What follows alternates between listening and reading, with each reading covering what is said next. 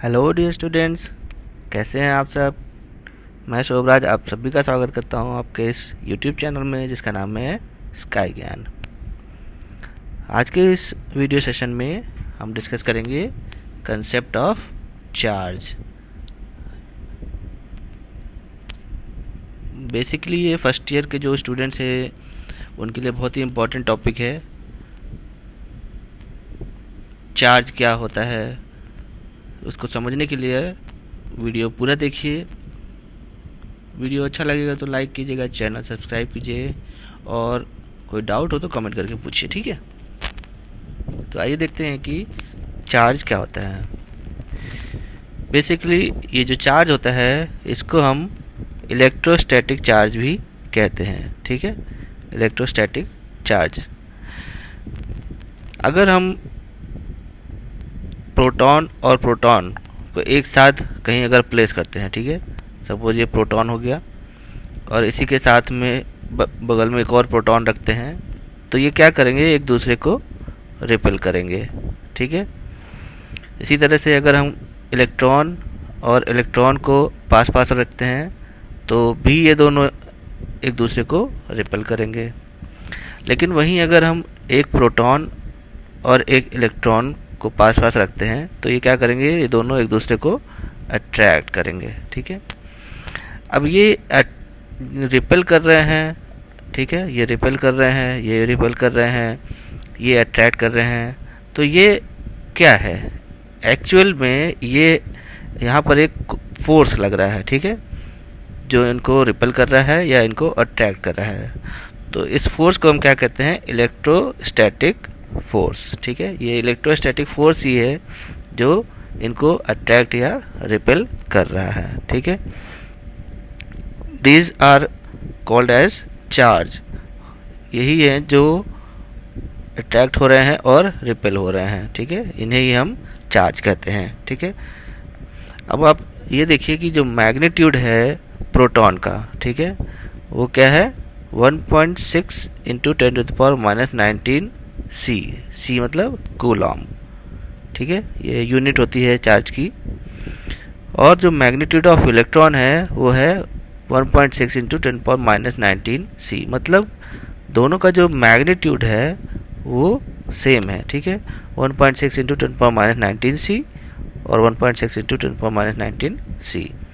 लेकिन जो प्रोटॉन होता है वो क्या होता है, पॉजिटिवली चार्ज होता है, ठीक है। और जो इलेक्ट्रॉन होता है वो नेगेटिवली चार्ज होता है, ठीक है। इसी से हम देखते हैं कि ये जो पॉजिटिवली चार्ज होता है उसको हम प्रोटॉन कहते हैं और जो नेगेटिवली चार्ज होता है उसको हम इलेक्ट्रॉन कहते हैं, ठीक है। यहाँ हम देख सकते हैं कि both have same magnitude but has different nature. जो पॉजिटिव है वो उसका अट्रैक्टिव नेचर है और जो नेगेटिव है उसका रिपल्सिव नेचर है, ठीक है।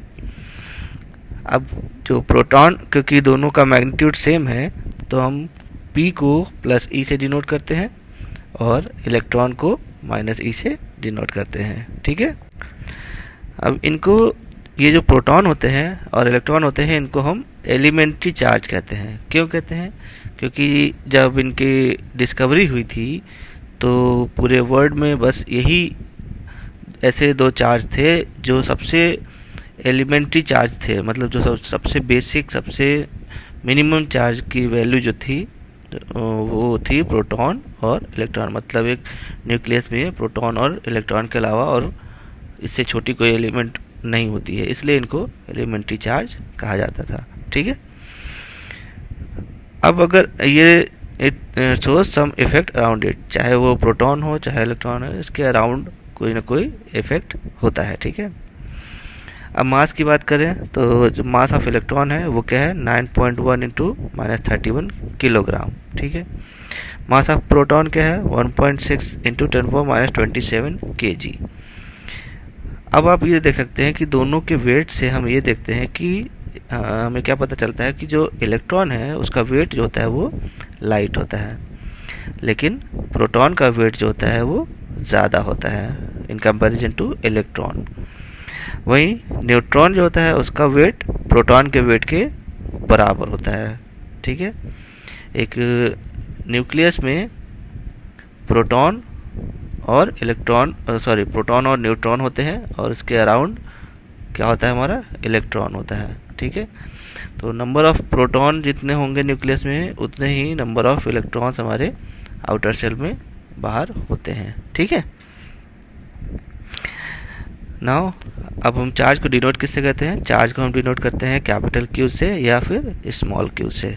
ठीक है, यूनिट मैंने बता ही दिया, यूनिट चार्ज की क्या होती है? कूलॉम, क्योंकि जो साइंटिस्ट है कूलॉम, उन्होंने इसको डिस्कवर किया था, इसलिए इसकी यूनिट कूलॉम के नाम से रखी गई है। ठीक है, अब जैसा कि हमने बताया था कि अगर किसी चार्ज को कहीं पर रखा जाता है तो इसके अराउंड कुछ ना कुछ इफ़ेक्ट होता है, चाहे वो अट्रैक्टिव इफेक्ट हो, चाहे वो रिपल्सिव इफेक्ट हो।